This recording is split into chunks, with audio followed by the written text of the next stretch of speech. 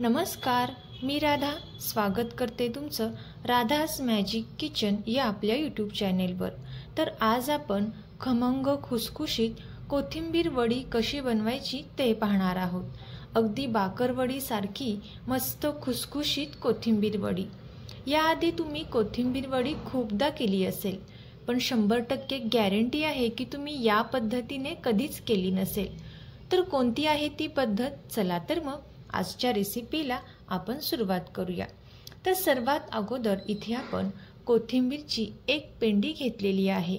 ही स्वच्छ पाण्याने इथे आपण धुवून घेतलेली आहे। आता धुवून घेतल्यानंतर इथे आपण ही कोथिंबीर बारीक अशी चिरून घेणार आहोत। इथे आपण ही संपूर्ण एक कोथिंबीरची पेंडी बारीक अशी चिरून घेतलेली आहे।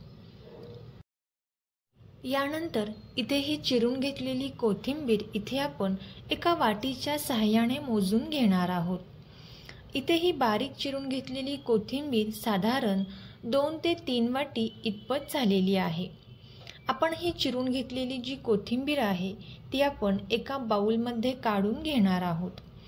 तोपर्यंत जर तुम्ही आपल्या चॅनेलवरती नवीन आला असाल तर नक्कीच आपल्या चॅनेलला सबस्क्राईब करा आणि सबस्क्राईबच्या पुढचे बेल आयकॉनचे बटन दाबा, जेणेकरून इथून पुढच्या छान छान रेसिपीज सर्वात अगोदर तुम्हाला पाहायला भेटतील। आता यानंतर या कोथिंबीरमध्ये आपल्याला सुरुवातीला 1.5 वाटी बेसन घालायचं आहे। बेसन पिठाचा वापर इथे आपल्याला गरजेनुसार करायचा आहे।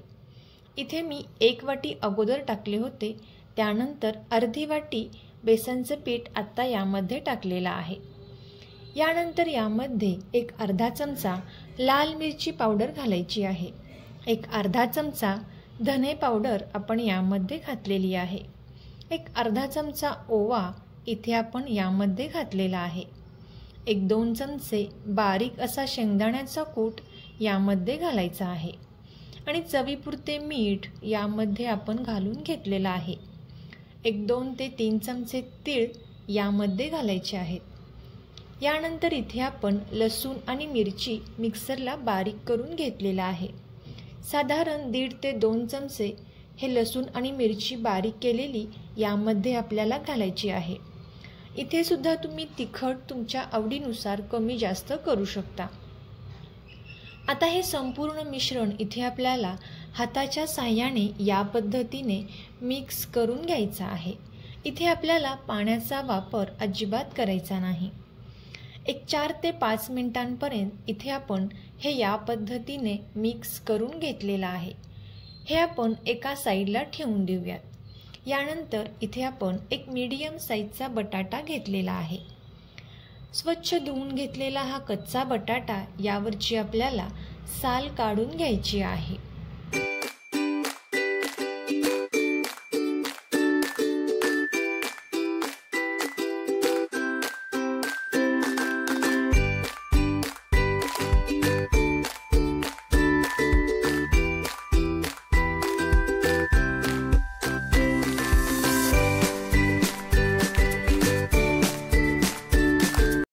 आता हा बटाटा आपल्याला चिरून घ्यायचा आहे। इथे मी हा कच्चा बटाटा एक चिरून घेतलेला आहे। चिरून घेतलेला जो बटाटा आहे तो आपल्याला या मिक्सरच्या भांड्यामध्ये घालायचा आहे आणि अर्धी वाटीला अगदी थोडेसे कमी पाणी यामध्ये घालायचं आहे। आता आपण हे मिक्सरला बारीक करून घेतलेलं आहे। पाहू शकता तुम्ही अगदी दाटसर अशी पेस्ट इथे तयार झालेली आहे। आता ही जी पेस्ट आहे ती आपल्याला या मिश्रणामध्ये घालायची आहे।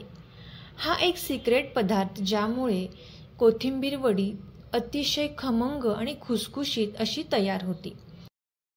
बटाट्याच्या पेस्टमुळे इथे आपली ही कोथिंबीर वडी थोडी जास्त अशी खमंग आणि खुसखुशीत तयार होणार आहे। आता इथे आपण हे चांगले मिक्स करून घ्यायचं आहे। इथे आपण इतर पाण्याचा वापर यामध्ये केलेला नाही, फक्त या बटाट्याच्या पेस्टमध्येच इथे आपण हे छान असं मिक्स करून घेतलेलं आहे।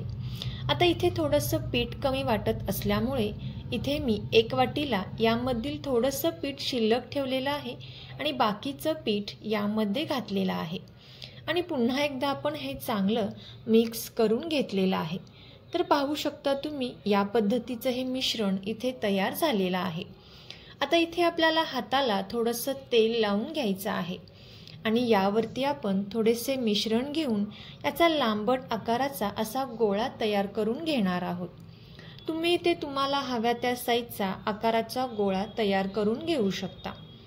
आता इथे आपण लांबट आकाराचा या पद्धतीने गोळा तयार करून घेतलेला आहे। यावरती आपण थोडेसे तीळ घालून घेणार आहोत आणि याच पद्धतीने मी बाकीच्या सुद्धा मिश्रणाचे लांबट आकाराचे गोळे तयार करून घेतलेले आहेत। एका कढईमध्ये पाणी ठेवून त्यावरती आपण एक चाळण ठेवून घेतलेली आहे आणि वरून तीळ घालून हे झाकून ठेवून एक 10 ते 15 मिनिटांसाठी छान अशी वाफ येऊन द्यायची आहे। एक 10 ते 15 मिनिटांनंतर पाहू शकता तुम्ही एका सुरीच्या साहाय्याने इथे आपण हे चेक करून घेतलेलं आहे। आता हे पूर्णपणे थंड झाल्यानंतर इथे आपण याच्या वड्या कट करून घेणार आहोत। कट करून घेतलेल्या वड्या तुम्ही पाहू शकता मस्त अशा या पद्धतीने तयार झालेल्या आहेत।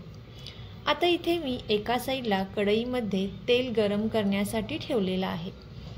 तेल छान कडकडीत गरम झाल्यानंतरच या वड्या आपल्याला तेलामध्ये सोडायच्या आहेत आणि वड्या ज्यावेळेस आपण तेलामध्ये सोडतो त्यावेळेस इथे आपल्याला गॅसचा फ्लेम हा मीडियम करायचा आहे आणि मंद आचेवरती इथे आपण या वड्या छान अशा तळून घेणार आहोत।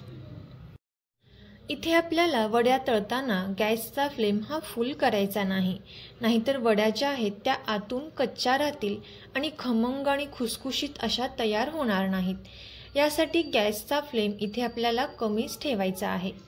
आता वड्यांना थोडासा गोल्डन कलर आल्यानंतर इथे आपण काढून घेणार आहोत आणि याच पद्धतीने इथे आपण बाकीच्या सुद्धा वड्या छान अशा तळून घेणार आहोत। तर तुम्ही सुद्धा याच पद्धतीने कोथिंबीर वडी नक्की ट्राय करून पहा आणि कशी झाली ती कमेंट करून नक्की सांगा।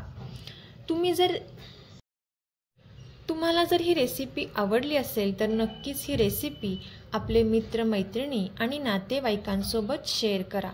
रेसिपी इथपर्यंत पाहत आलाच आहात तर एक लाईक करा आणि चॅनेलला सबस्क्राईब करायला अजिबात विसरू नका, जेणेकरून इथून पुढच्या छान छान रेसिपीज सर्वात अगोदर तुम्हाला पाहायला भेटतील।